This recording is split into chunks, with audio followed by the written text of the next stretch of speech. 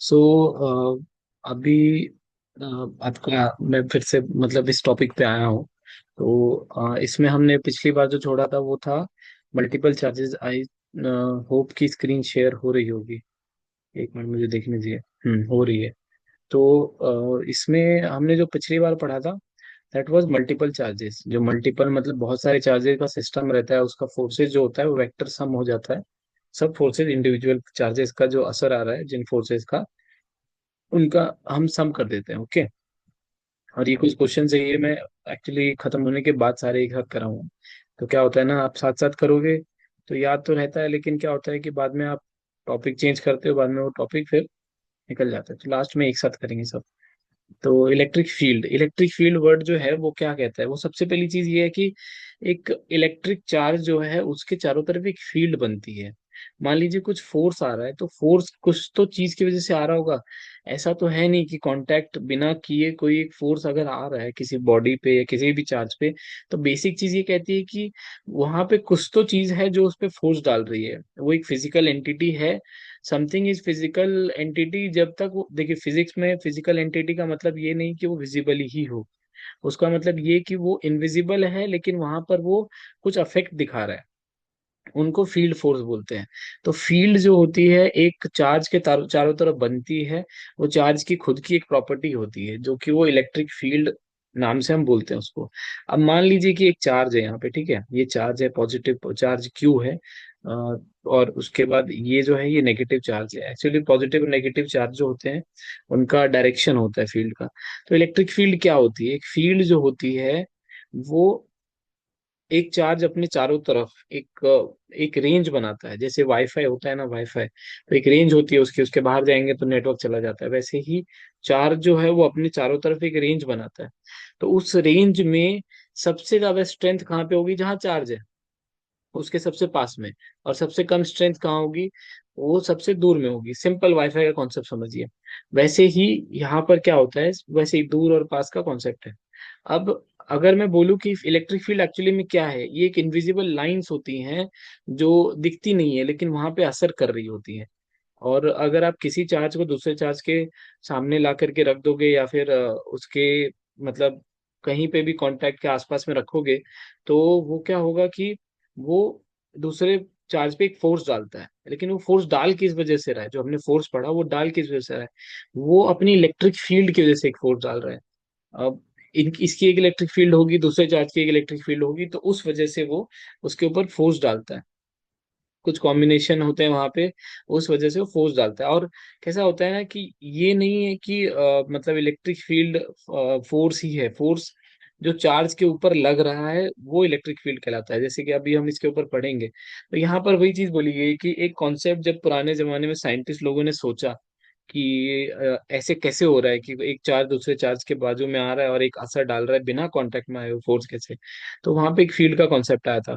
Field concept लाने के लिए आई थिंक सबसे पहला जो मान सकते हैं रिवॉल्यूशनरी स्टेप था, वो था इनका मतलब उनका माइकल फैराडे।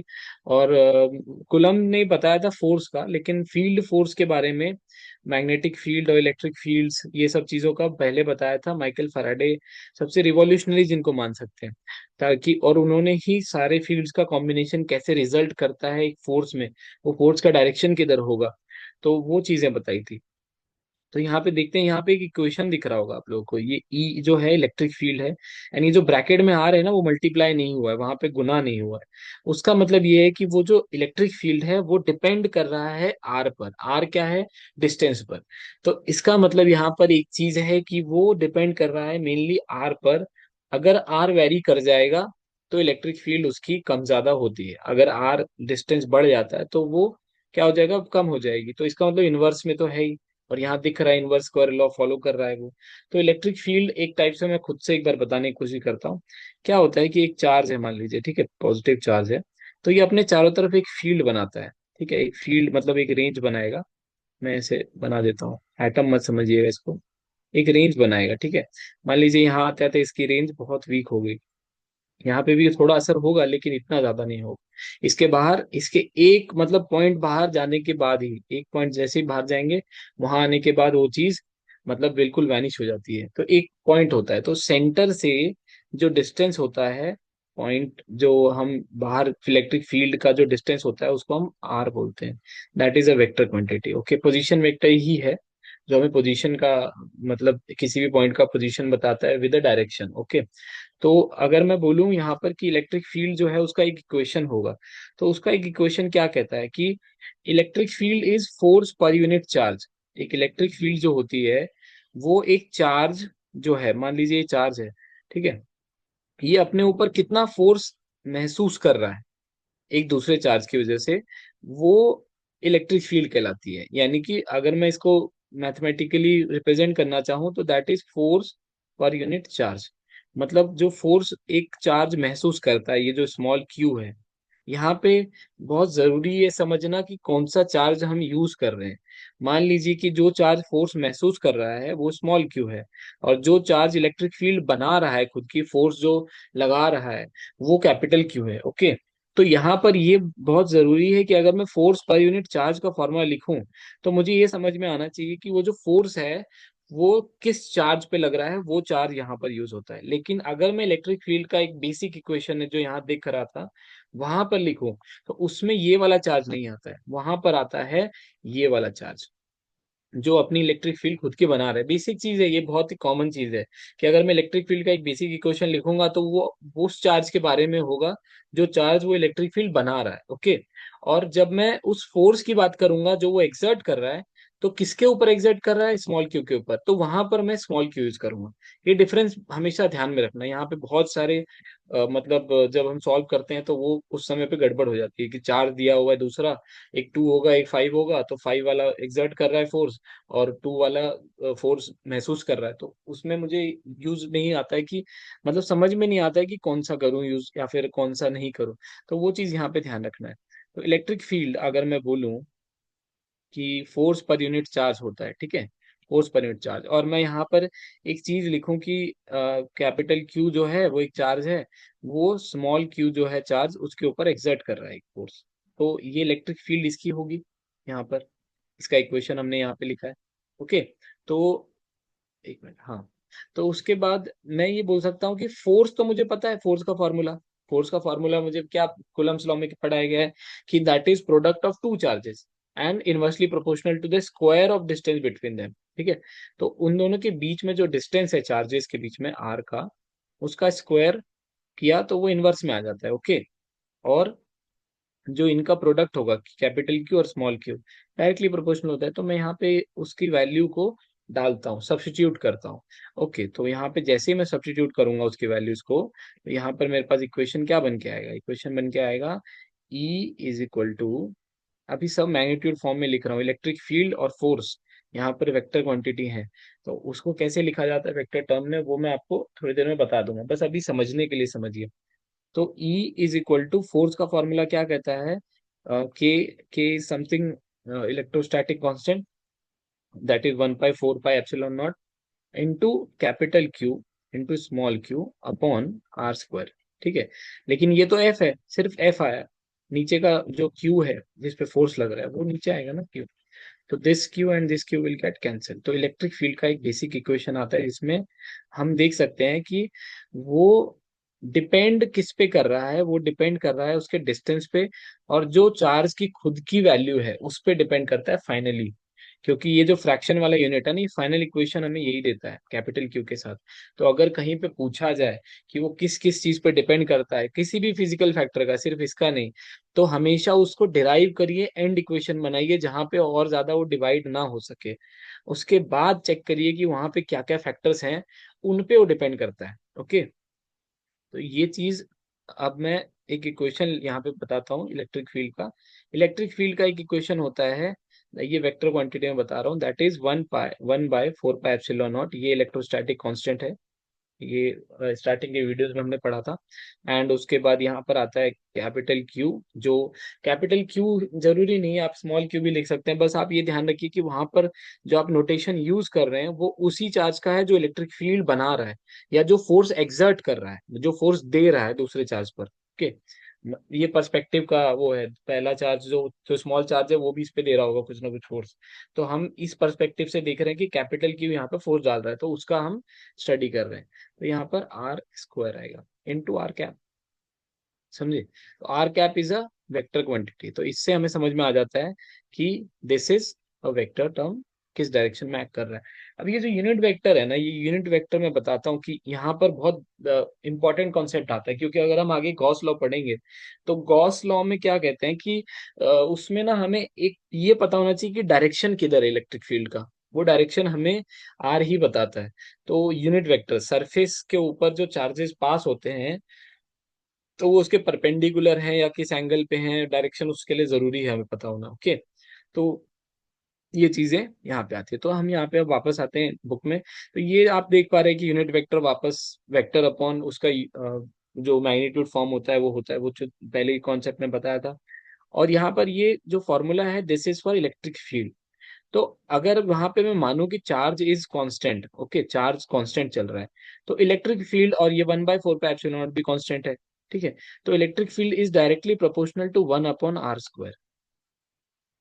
मतलब ये एक पैराबोलिक पाथ बनाता है, अगर जैसे जैसे डिस्टेंस बढ़ेगा वैसे वैसे इलेक्ट्रिक फील्ड कम होगी। तो एक एक सिंपल सा ग्राफ अगर बना के देखें हम, तो यहाँ पर ग्राफ कैसा बनेगा, ये डिस्टेंस नीचे मैं ले लेता हूँ आर, और यहाँ पे इलेक्ट्रिक फील्ड ले लेता हूँ।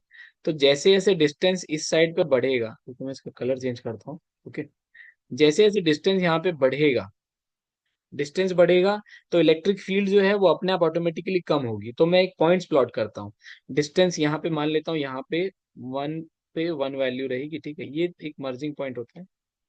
उसके बाद मान लेता हूँ कि इसके आगे डिस्टेंस बढ़ा तो इलेक्ट्रिक फील्ड नीचे ही होगी, फिर और डिस्टेंस बढ़ा तो इलेक्ट्रिक फील्ड नीचे आएगी, फिर और बढ़ा और बढ़ा, तो जीरो पे टच नहीं होती है, असिम्प्टोटिक बन जाता है, मतलब वो जीरो की तरफ जाता है लेकिन जीरो को कभी टच नहीं करता है।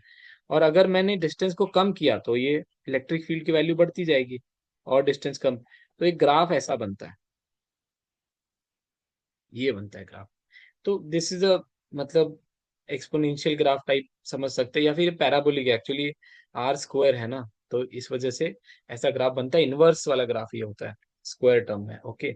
तो ये चीजें हैं यहाँ पे समझने के लिए इंपॉर्टेंट।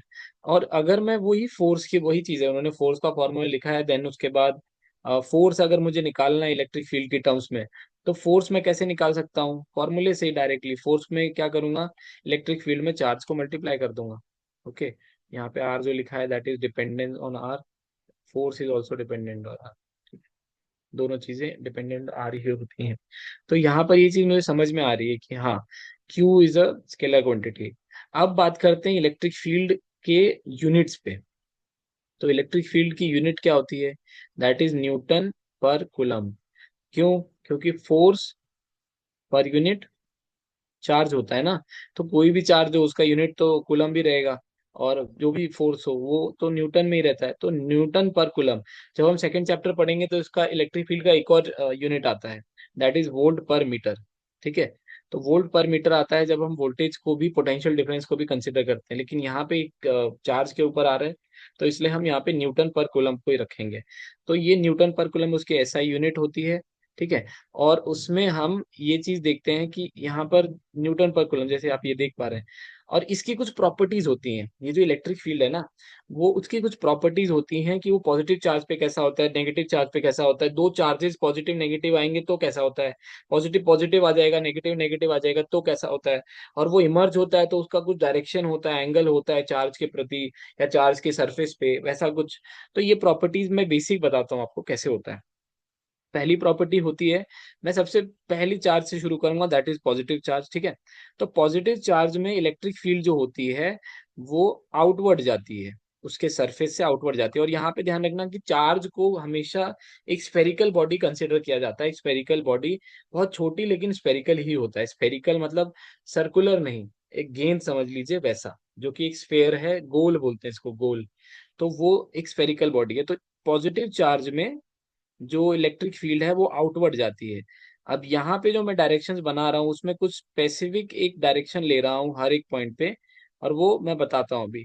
कभी भी कोई इलेक्ट्रिक फील्ड किसी भी चार्ज बॉडी से बाहर निकले या उसकी तरफ आए, उस चार्ज बॉडी पे जो पॉइंट पे वो इलेक्ट्रिक फील्ड आ रही है, वहां पर एक टेंजेंट बनेगा, ठीक है। एक सर्कल जब दिखता है ऐसा, ठीक है, स्फेयर ही है, अगर एक साइड से शेडो बनाया जाए तो सर्कल ही दिखेगा।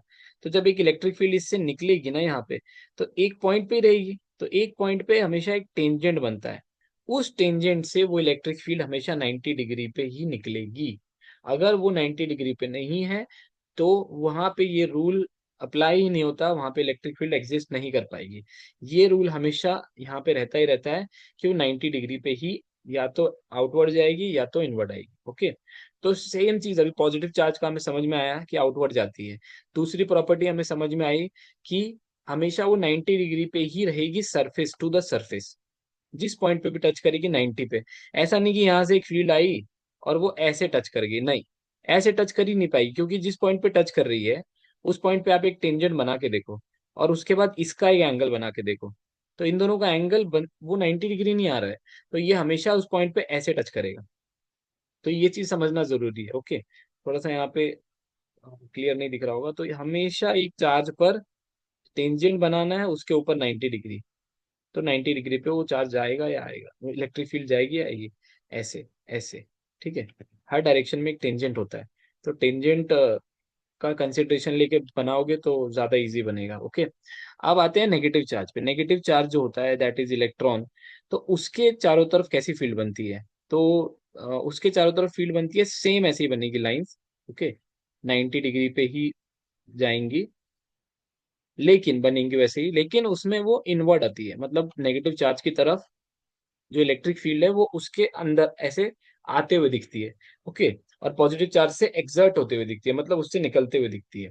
तो ये प्रॉपर्टीज आ गई। अब इसके बाद एक और चीज आती है, कभी भी दो इलेक्ट्रिक फील्ड लाइंस मर्ज नहीं करती, मर्ज नहीं, सॉरी, इंटरसेक्ट नहीं करती हैं। इंटरसेक्ट मतलब क्या होता है कि अगर मैं एक लाइन खींचता हूँ और उसके ऊपर से एक लाइन ऐसे करता हूँ तो ये इंटरसेक्ट हो जाता है। इंटरसेक्ट कभी नहीं करेंगी। इंटरसेक्ट करेंगी तो लॉ ही वहां पे मतलब अप्लाई नहीं होता है। कभी इंटरसेक्ट नहीं करेंगी, वो भले एक दूसरे के ऊपर फोर्स लगा के इधर उधर भाग जाएंगी, लेकिन वो कभी भी एक दूसरे को इंटरसेक्ट नहीं करेंगी। ये आता है हमारा चौथा नियम। ठीक है। दो चार्जेस का नियम, प्लस और माइनस, एक 90 डिग्री वाला जो 90 डिग्री पे वो बनता है सरफेस से, और चौथा नियम आता है कि वो कभी भी इंटरसेक्ट नहीं करेंगी। तो इंटरसेक्ट नहीं करेंगी तो एक दूसरे पे फोर्स कैसे डालेंगी? फोर्स तभी डलता है जब वो इंटरसेक्ट नहीं करती, क्योंकि एक की प्रॉपर्टी है बाहर आने की, एक की प्रॉपर्टी भी बाहर आने की है, तो वो दोनों आपस में एक दूसरे को कुछ फोर्स डालती हैं। वो उनके अंदर की एक बहुत ही सब एटॉमिक लेवल पे एक फेनोमिना होता है, उसके लिए अलग समझना पड़ता है। क्योंकि फील्ड जो होती है ना, वो भी बहुत मतलब सब एलिमेंट्री पार्टिकल्स के लेवल पे बनी होती हैं, तो उनको समझना दैट इज क्वांटम फिजिक्स में आ जाता है, तो वो बहुत एडवांस चीज है। लेकिन हाँ, इसके लिए ये समझना जरूरी है कि वहां पे फील्ड जो होती हैं वो कभी इंटरसेक्ट नहीं करती और वो फोर्स लगाती एक दूसरे पे। तो इतना बेसिक आप समझ जाते हैं इलेक्ट्रिक फील्ड के बारे में, तो मतलब एक फील्ड को बनाना और समझना बहुत ईजी हो जाता है। ओके। तो अब इसमें एक और चीज देखते हैं कि यहाँ पर और भी चीजें बताइए। देखिए यहाँ पे लिखा है 1 वोल्ट पर मीटर, वो नेक्स्ट चैप्टर में बताएंगे, तो वो भी होता है। तो सबसे पहली चीज उसका जो होता है कि electric field due to a charge q at a point may be defined as a force that a positive charge would experience if placed at that point. एक चार्ज के ऊपर जो फोर्स महसूस होगा वो हम वहां पे महसूस, मतलब वो उसको हम इलेक्ट्रिक फील्ड बोल सकते हैं। तो अब इसमें यहाँ पर कुछ एक इक्वेशन है, limit q tends to zero, tends to बोलते हैं उस एरो को, और यहाँ पर क्यू है। ये डिफरेंशिएशन का इक्वेशन है। डिफरेंशिएशन का इक्वेशन क्या कहता है, अगर मैथ्स आप पढ़ रहे हैं 12th में, तो फिर उसमें 11th में अगर बेसिक्स इसका पढ़ा है, तो डिफरेंशिएशन में आपको शॉर्ट में बताता हूँ कि डिफरेंशिएशन होता क्या है। डिफरेंशिएशन का सबसे बेसिक फॉर्मूला जो होता है ना, d x by d y नहीं होता है। वो d x by d y जो हम लिखते हैं उसका सबसे बेसिक तरीका जो समझने का है दैट इज स्लोप। कभी भी किसी चीज का आप स्लोप निकाल रहे हैं तो वो डिफरेंशिएट ही होता है। किसी भी चीज को किसी के रेस्पेक्ट में आप करते हैं, मान लीजिए ये एक्स एक्सिस है, ये है वाई एक्सिस। ठीक है। तो मैंने क्या किया, यहाँ पर कुछ पॉइंट्स प्लॉट किए और उसके बाद इसमें ऐसे एक लाइन बनाई जो मोस्ट प्रोबेबल एक लाइन होती है, और मैंने इसका एक स्लोप निकालने की कोशिश की। तो स्लोप कैसे आएगा? सिंपल है, यहाँ पे कुछ पॉइंट्स होगा, ये x2 होगा, तो x2 माइनस x1 वाली ये वैल्यू हो जाएगी, और ये y2 माइनस y1 वाली वैल्यू हो जाएगी। तो क्या हो जाएगा कि उसका स्लोप क्या होता है, स्लोप होता है this, and slope is always tan theta, theta of this angle. तो tan theta of this angle will give me what, y2 minus y1 upon x2 - x1।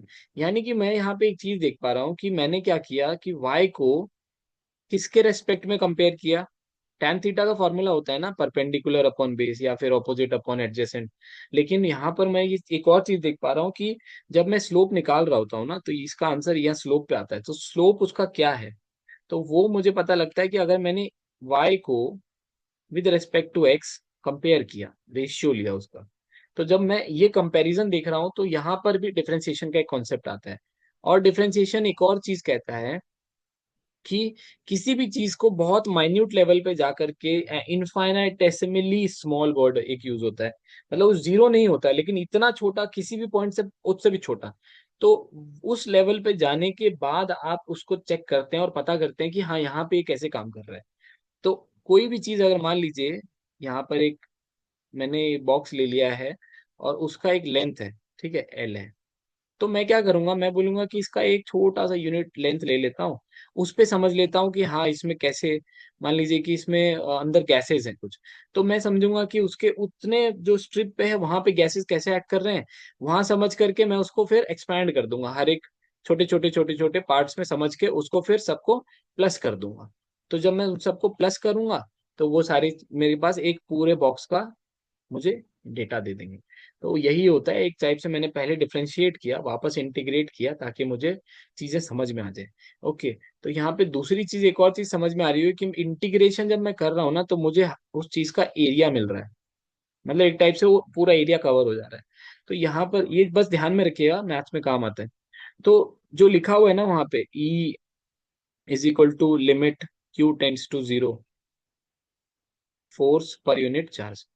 तो यहाँ पर ये लिखने का मतलब ये है कि क्यू को मैं क्या कर रहा हूँ, बहुत छोटा कर रहा हूँ, चार्ज को मैं बहुत छोटा करते जा रहा हूँ, बहुत छोटा करते जा रहा हूँ।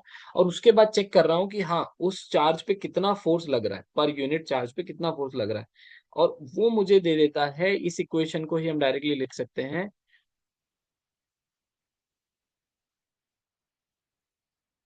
कि बहुत स्मॉल क्वांटिटी पे जो फोर्स आ रहा है उस छोटे से चार्ज पे, ठीक है, स्मॉल को हम लिखते हैं डिफरेंशिएट करके D/dq, और वो फोर्स। तो ये चीज समझना बहुत जरूरी है, यहाँ पे डिफरेंशिएशन मैंने इतना डिटेल में नहीं समझाया है।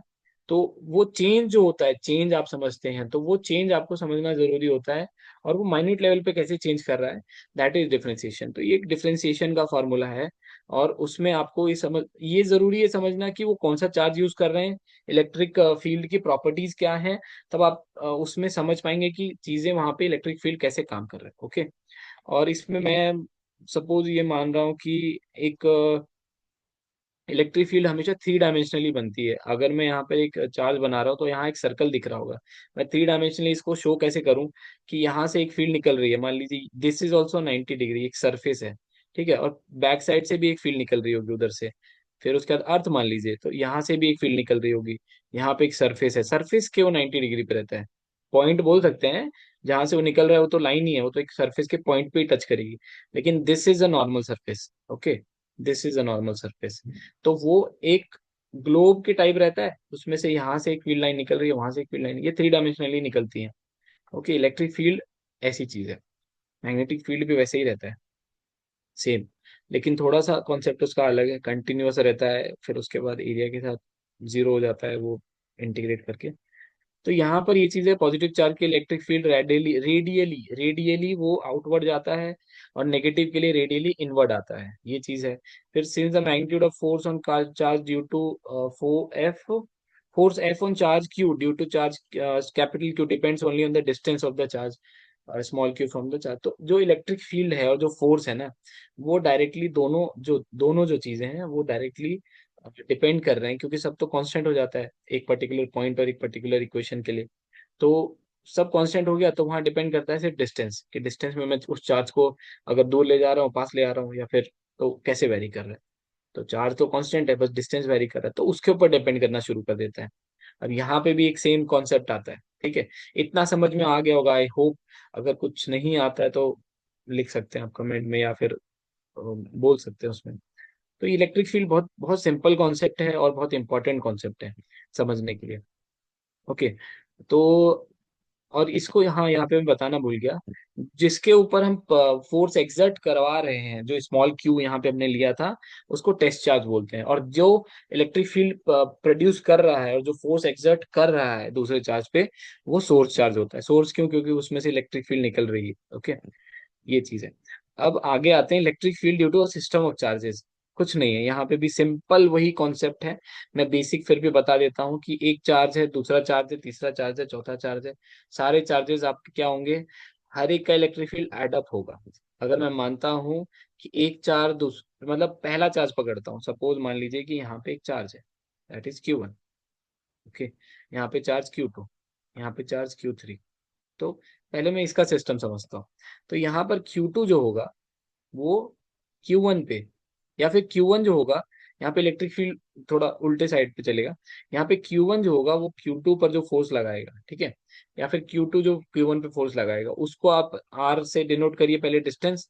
R12 अगर लिखूंगा तो Q2 लगा रहा है, R21 लिखूंगा तो Q1 लगा रहा है Q2 पर।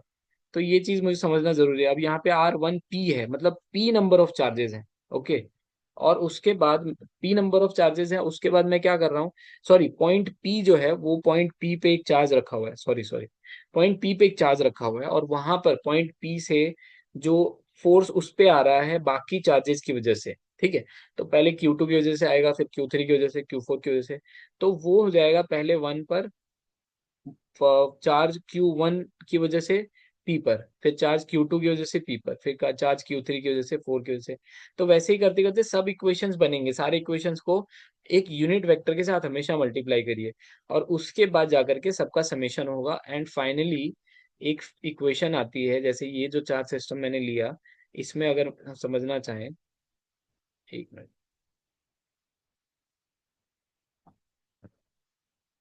इसमें क्या हो रहा है कि मान लीजिए कि Q2 जो है वो इसके ऊपर फोर्स लगा रहा है, इलेक्ट्रिक फील्ड आ रही है उसके वजह से फोर्स लगा रहा है।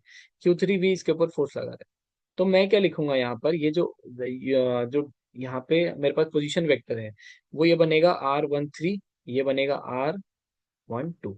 ओके, तो डिस्टेंस मेरे पास मिल गया, मुझे R मिल गया पोजीशन वेक्टर। तो यहाँ पर पहला वाला जो इसका इक्वेशन बनेगा वो बनेगा इलेक्ट्रिक फील्ड का, that will be due to Q2। Okay, तो यहाँ पर मैं लिखूंगा 1/4πε0 इनटू, यहाँ पे क्या आएगा, Q2 अपॉन R12 स्क्वायर। और यहाँ पे वेक्टर के लिए अगर मुझे लिखना है, तो वेक्टर के लिए R12 का वेक्टर। यहाँ पे जैसे आप देख पा रहे हो कि 2 की वजह से अलग है, 1 की वजह से। ऊपर चार्ज जो आएगा वो जो पॉइंट पे जिस पे हम महसूस कर रहे हैं फोर्स को या इलेक्ट्रिक फील्ड को, वो नहीं आएगा। वहां ऊपर पे जाएगा सोर्स चार्ज, जब ये बेसिक इक्वेशन 1/4πε0 वाली लिखेंगे। तो सिमिलरली इसके लिए भी आएगा, क्या आएगा इसके लिए, 1/4πε0 into Q3 upon R13 square into R cap of 13 R13 का कैप। तो ये इक्वेशंस को मैं प्लस कर दूंगा, तो टोटल मेरे पास आ जाएगा इस सिस्टम का चार्ज। वैसे एन नंबर ऑफ चार्जेस के लिए मैं क्या लिख सकता हूँ, जो बेसिक इक्वेशन बनेगा, that is E will be equal to 1/4πε0, that is common. और सब में एक, देखो अब यहाँ चार्ज बाहर नहीं आएगा, क्योंकि चार्ज तो है ही नहीं वो वाला जो मैंने यूज किया है जिसके ऊपर फोर्स एक्सर्ट हो रहा है, जो Q1 है। वहां पर P वाला चार्ज है, तो यहाँ पर क्या होगा, 1/4πε0 बाहर रहेगा, और वहां पे शुरुआत जो होगी I की वो 1 से होगी। तो मैं सब चार्जेस का जो इक्वेशन है उसका समेशन करूंगा, I starting random variable starting from 1 to n number of charges. और यहाँ पे Q स्टार्टिंग से पढ़ रहा है ना वो, मतलब 1 जो चार्ज है जो बुक में हम देख रहे हैं वहां पे, जो एक पहला चार्ज है Q1 नाम दिया, Q2 नाम दिया, Q3। तो वैसे ही 1 से लेकर के n तक जाएगा, तो यहाँ पे I लगा दो, 1 से लेकर के n तक जाएगा चार्ज। और वहां पे I सॉरी RP आएगा पहले, ठीक है, यहाँ पे देखो RIP है, तो RIP दैट इज स्क्वायर। और यहाँ पर RIP दैट विल बी इसका कैप। तो ये वाला जो हम देख रहे हैं यहाँ पर क्या होगा, ये summation of all the charges का जो इलेक्ट्रिक फील्ड होगा उसका समेशन हो जाएगा। वेक्टर एडिशन है ये। ओके, तो इलेक्ट्रिक फील्ड ऐसे काम करती है। और यहाँ पे इलेक्ट्रिक फील्ड के मोस्टली मैंने इक्वेशंस बताए, लेकिन इलेक्ट्रिक फील्ड का एक बेसिक कॉन्सेप्ट जो है वो स्टार्टिंग में बस इतना समझिए कि आप वाईफाई से ज्यादा तो दूर जाएंगे तो एक फील्ड होती है उसकी, तो वो आपके फील्ड से, जैसे ही आप उस फील्ड से निकलेंगे तो वो आपको कनेक्शन देना बंद कर देगा। तो एक इलेक्ट्रिक फील्ड है, जो मान लीजिए कि आपका मोबाइल जो है, जो आपका मोबाइल है, अगर मान लीजिए कि इस फील्ड में है, ठीक है, इस फील्ड में है, तो इस फील्ड में वाईफाई मान लीजिए यहाँ तक आ रहा है रेंज, तो मैं जैसे उसके उसके अंदर ले जाऊंगा तो वो रेंज दे देगा। तो मतलब दिस इज अ, क्या बोलते हैं इसको, दिस इज अ टेस्ट जो होता है, जिसके ऊपर टेस्ट हो रहा है, जिसके ऊपर फोर्स आ रहा है। और जो वाईफाई है that is a source charge, जिससे इलेक्ट्रिक फील्ड आ रही है। तो ये कॉन्सेप्ट है इलेक्ट्रिक फील्ड का। और इक्वेशन तो आपको पता ही है, इक्वेशन और कैसे वेरी करता है इसमें मैंने बता दिया है। तो इलेक्ट्रिक फील्ड हमने पढ़ा, सिस्टम ऑफ चार्जेस पढ़ा, physical significance of electric field. This is important कि कहाँ कहाँ पे यूज होता है इलेक्ट्रिक फील्ड। इलेक्ट्रिक फील्ड जो होती है ना, वो यूज मतलब आप जब चार्जेस जब एक्सेलरेट होते हैं या फिर जब उनका मोशन आता है तब ज्यादा इंपॉर्टेंट होता है, क्योंकि उससे प्रोड्यूस जो चीजें होती हैं वो एक इलेक्ट्रोमैग्नेटिक वेव बनती है।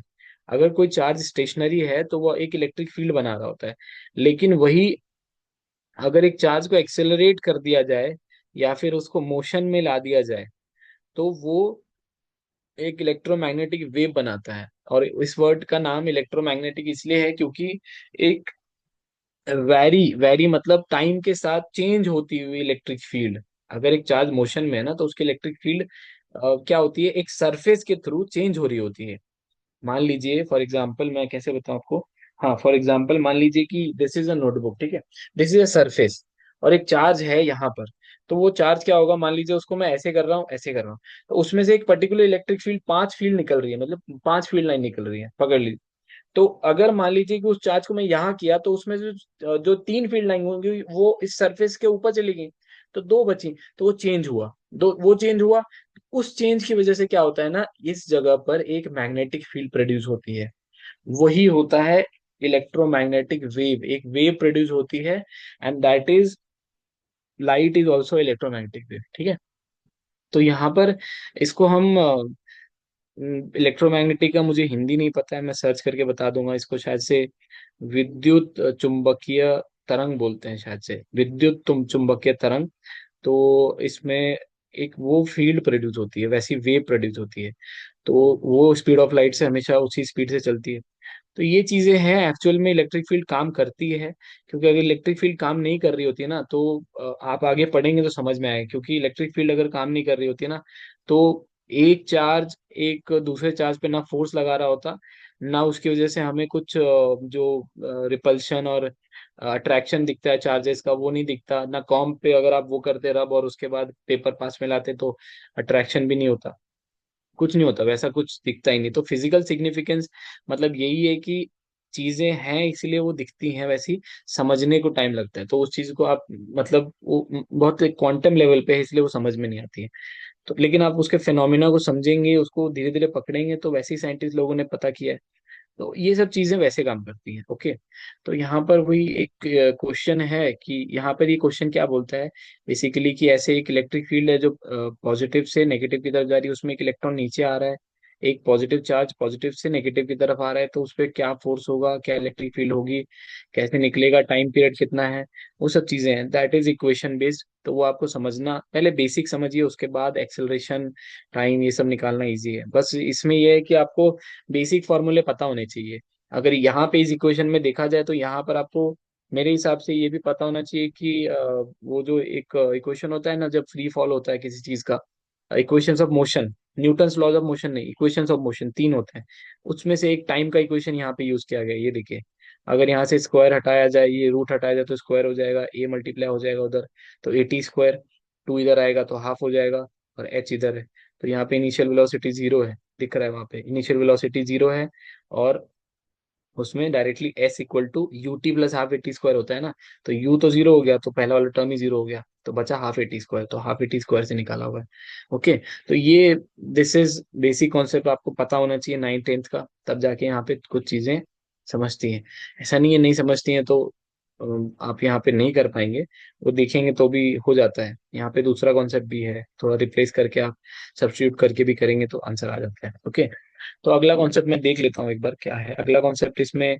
इलेक्ट्रिक फील्ड लाइंस है, इसके बारे में इसमें प्रॉपर्टीज बताई हैं और इलेक्ट्रिक फील्ड लाइंस कैसे काम करती हैं ये पूरा इसमें बताया हुआ है। तो शॉर्ट में अगर आप देख पाएंगे तो पॉजिटिव चार्ज जो है उसमें से इलेक्ट्रिक फील्ड लाइंस आउटवर्ड जाती हैं 90 डिग्री पे, यहाँ पे भी 90 डिग्री ही बनाया हुआ है। ओके।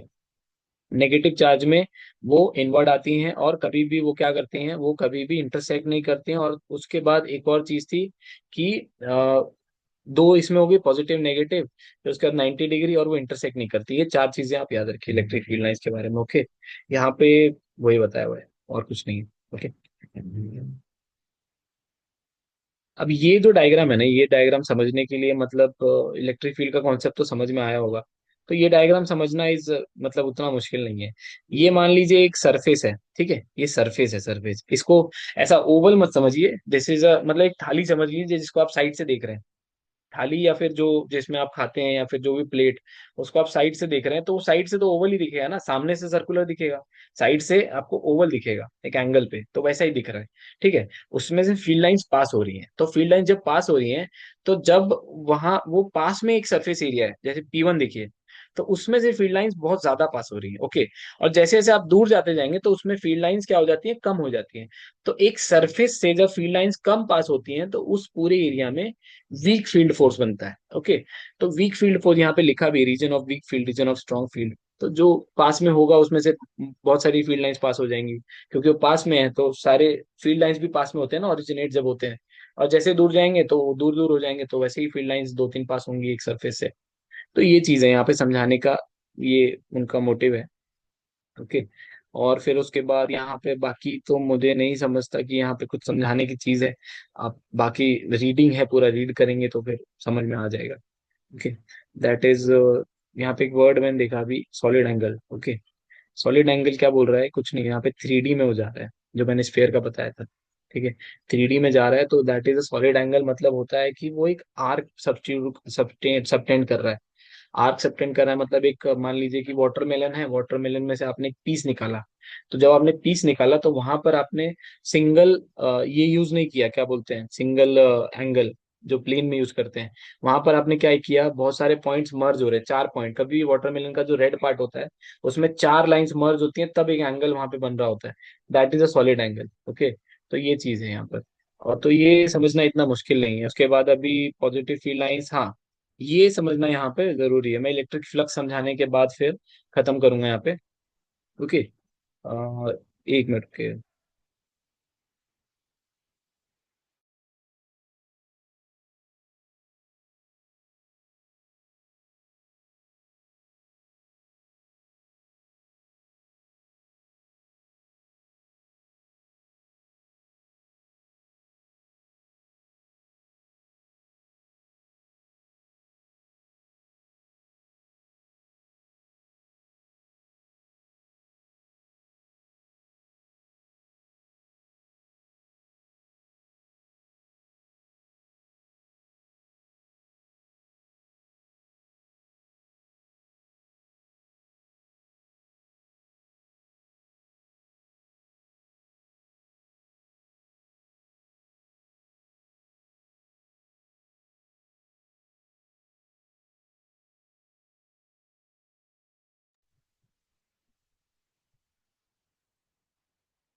तो ठीक है। मैं एक्चुअली थोड़ा सा कॉल आ गया था मुझे।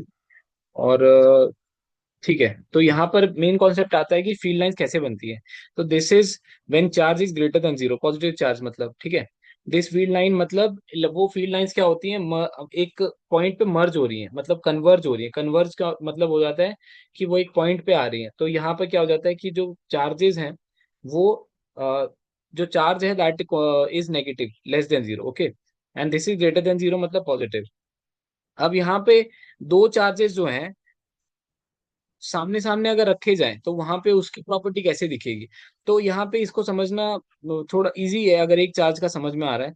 तो जैसे मान लीजिए कि ये पॉजिटिव चार्ज है, ठीक है, इसमें से एक फील्ड लाइन ऐसे निकल रही है, जो आउटवर्ड जाती है। ओके। आउटवर्ड जा रही है। इसके सामने एक और मैंने चार्ज रख दिया पॉजिटिव, तो इसमें से भी एक फील्ड लाइन बाहर जाएगी, ऐसे जाएगी बाहर। थोड़ा यहाँ पे एंगल का इशू आ रहा है, लेकिन मैं बस बना के बता रहा हूँ कि वहां पे फील्ड लाइन दोनों में कैसे बनेगी। तो यहाँ पर जब फील्ड लाइन ऐसे बाहर जा रही है, तो ऐसा तो नहीं है कि ये इसमें से इसमें कैसे जा पाएगी, क्योंकि इसकी प्रॉपर्टी भी वही है कि फील्ड लाइन बाहर जानी चाहिए। तो उसके अंदर मर्ज कैसे करेगी। नहीं पॉसिबल है।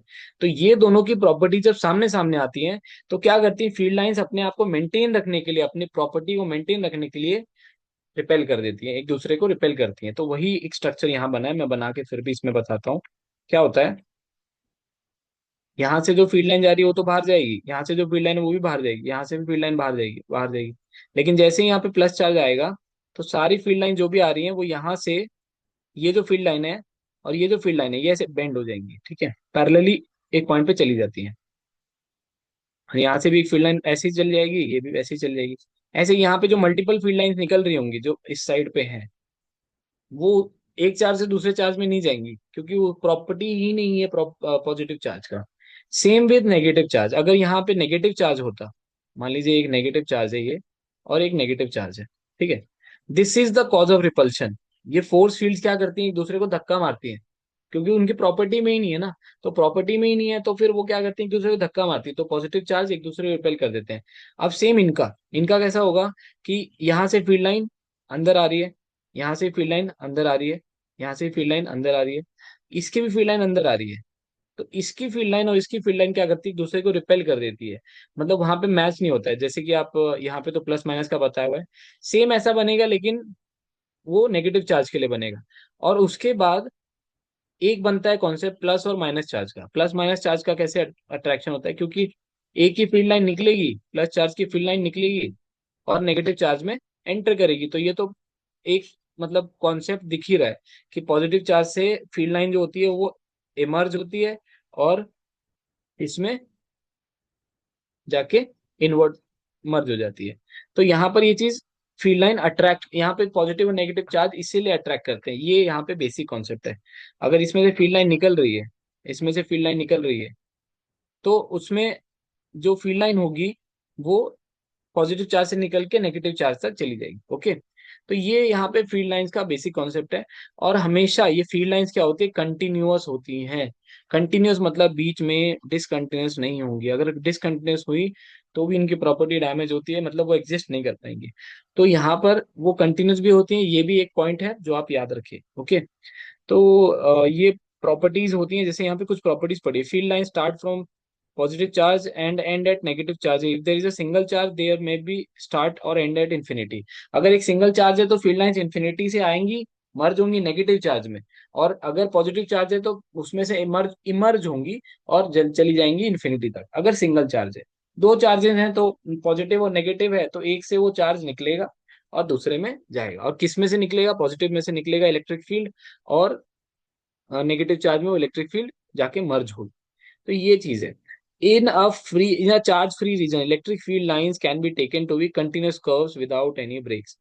किसी भी चार्ज फ्री रीजन में, मतलब एक्स्ट्रा चार्ज नहीं हो, तो वहां इलेक्ट्रिक फील्ड जो होती है वो एक कंटिन्यूअस कर्व होती है, उसमें एक भी ब्रेक नहीं होता, बीच में डिसकंटिन्यूअस कर्व नहीं होती हो। Okay, two field lines can never cross each other, intersect नहीं कर पाएंगे।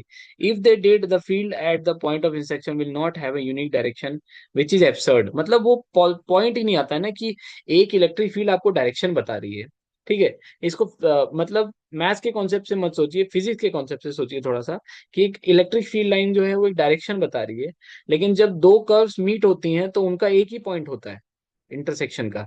और जैसे ही वो मीट होंगी, तो एक पॉइंट पे दो कर्व्स के दो डायरेक्शन निकलेंगे। कैसे पॉसिबल है, वही लिखा है कि वहां पे एब्सर्ड हो जाता है वो। ओके, और electrostatic field lines do not form any close loops, ये क्लोज लूप्स नहीं बनाती। मैग्नेट जैसा मत सोचना कि ये क्लोज लूप बना देती हैं, जो हमने टेंथ में पढ़ा था ना, नॉर्थ से निकलते हैं साउथ में जाते हैं फिर एक लूप बना के पैरेलली, नहीं वैसा नहीं है। तो ये लूप नहीं बनाती, ये इन्फिनिटी में चली जाएंगी, जैसे कि मान लीजिए यहाँ पे पॉजिटिव पॉजिटिव, ये इन्फिनिटी पे चली जाएगी। ये ऐसा नहीं है घूम घाम के पीछे से इधर अटैच, नहीं, वो इन्फिनिटी पे चली जाएगी, ये भी इन्फिनिटी पे। तो ये क्लोज लूप नहीं बनाती है कभी भी, तो क्लोज लूप नहीं बनाती है। थोड़ा हायर साइड पे इसका कॉन्सेप्ट ये आता है कि जब ये क्लोज लूप नहीं बना रही है ना, तो इसका मतलब ये एक एरिया में जो इसका क्लोज इंटीग्रल होता है, एक सरफेस इंटीग्रल होता है, वो वहां पे कुछ वैल्यू देती है चार्ज की।